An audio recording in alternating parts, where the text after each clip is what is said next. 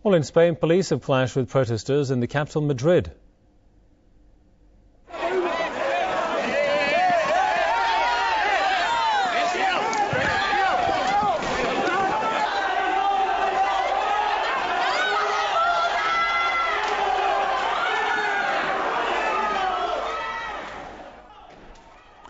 Well, the scuffles broke out when demonstrators gathered in Puerta del Sol, the central square that has been a focal point of a wave of protests since May last year. The rally was against the new labour reforms introduced by the government on Friday. The reforms include the slashing of employees' maximum severance pay and offering of contracts with various incentives set to encourage the hiring of young workers. The measures are the latest in a series of efforts to deal with the country's economic crisis. The government has promised to cut Spain's unemployment rate, which reached nearly 23% at the end of 2011, the highest in the industrialized world. From Washington, Edward Spannaus, editor with the Executive Intelligence Review, joins me for his thoughts on the situation in the Eurozone. Mr. Spannaus, welcome to the programme. We have Spain, Greece, Portugal, you name it. Most European countries are going bankrupt. I mean, just what has caused the crisis in the Eurozone? Well, they are bankrupt, but it's not the countries that are bankrupt. It's the international banking system. The whole monetary system is bankrupt because the system has been destroyed by speculation, by derivatives, and by the collapse of real production. So there's no way to avoid a default except by brutal austerity against the populations. And it's clear from your report and everything else that's going on that the populations will not accept that. So they are bankrupt. They should admit it and dump the whole euro system. They should dump the euro system and go back to sovereign national currencies.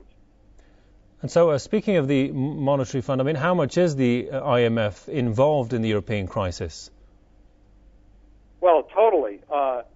You can't really make a distinction between the International Monetary Fund, the European Central Bank, the European Union, the stabilization mechanism.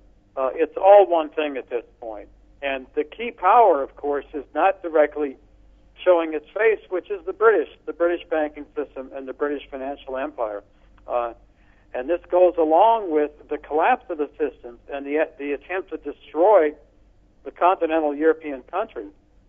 Goes along with the war drive as well. It's a very dangerous situation, and the only way out is for these countries to dump the euro, go back to their national currencies as they had before, and then adopt a two-tier credit system of productive credit for real production and a Glass Steagall standard, as was in the United States, where you treat productive investment separate from speculative investment.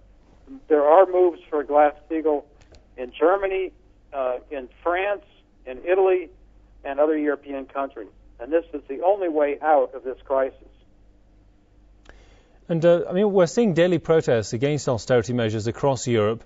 What do you see becoming of the Eurozone and the people, especially, in the foreseeable future?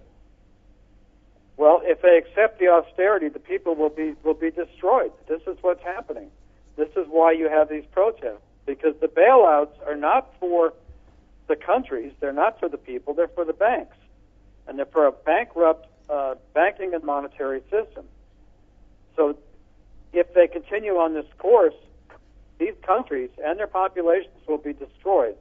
They must dump the euro, go back to national sovereignty, national sovereign control over their currency, fixed exchange rates between their currencies, a Glass Steagall standard, and then long-term economic cooperation between these countries for big infrastructure projects.